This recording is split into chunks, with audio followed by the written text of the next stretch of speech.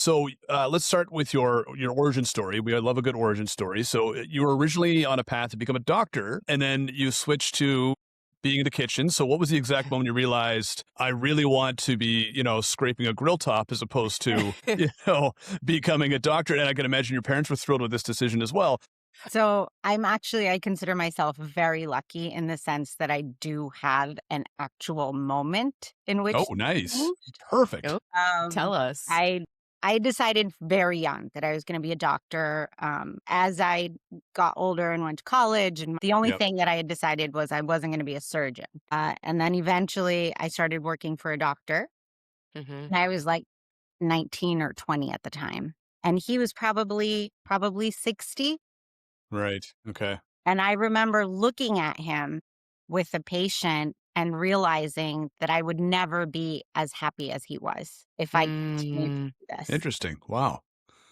And I don't know a what's good gauge. that in my mind in that moment, but I know that that actually happened. And it's sort of in a way was almost devastating in that moment, right? Because now I'm like, well, Mm, what am I going to do? And my sister suggested culinary school because I'd always enjoyed cooking. I was the one that was making all of our birthday cakes and having dinner parties, and Nice. I didn't know anyone in the business. I didn't know anything about the business. And I had started looking into culinary school then. And I didn't know that you could go for 4 years, you can spend $100,000, you could spend $5,000, you can go for a couple of months. There's a lot of options. And I went to go meet this chef at a restaurant in Berkeley Heights, New Jersey, basically to be like, so how does this work? And he talked to me for 45 minutes, which I later came to recognize as a huge big deal. Very much so. Yeah. yeah. Good for him. Good And for him.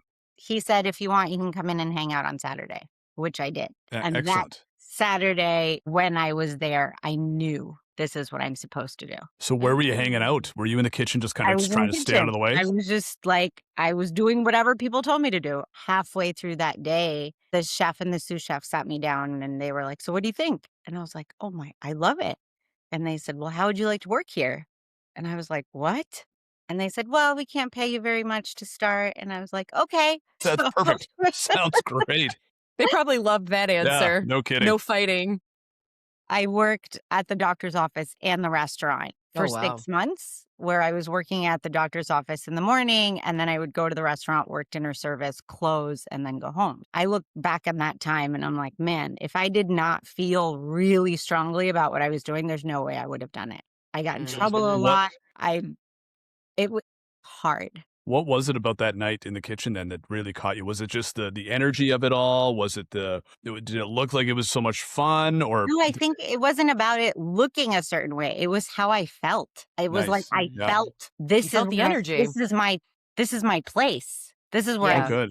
and I again did all the things, and I basically at that moment I was very cognizant of being a female in a kitchen and Yeah. how that is a really different experience, and I need to talk to other women. Mhm. Yeah. It's how do I manage this? So I went to this charity event and I met a bunch of chefs and I introduced myself to the ones who either their food or their story made some impact on me. Mhm. Hmm. And then in the following week, I called them all up and set up these informational interviews to say, where do you think I should go to school? And I got all the answers, every single Nice. one. I got, my alma mater. I got, you don't have to go to school. You should go to CIA. I got all the possible options as answers.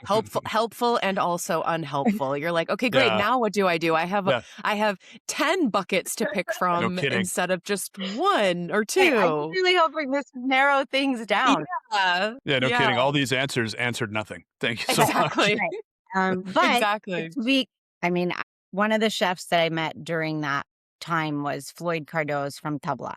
Um, Ah, yes. and his story was fascinating to me. What he was doing with Indian food at that time was fascinating to me. And I just went to talk to him and he said, oh, well, if you want, I have a position open you can trail for.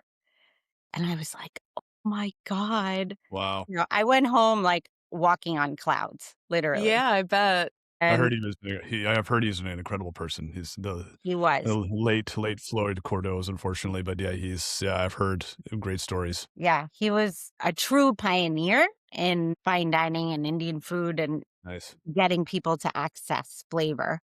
Mhm. And I trailed for that position and I had terrible knife skills, but I got the job and I worked for him for about 5 years. But at that point, I knew I wasn't going to go to formal culinary school.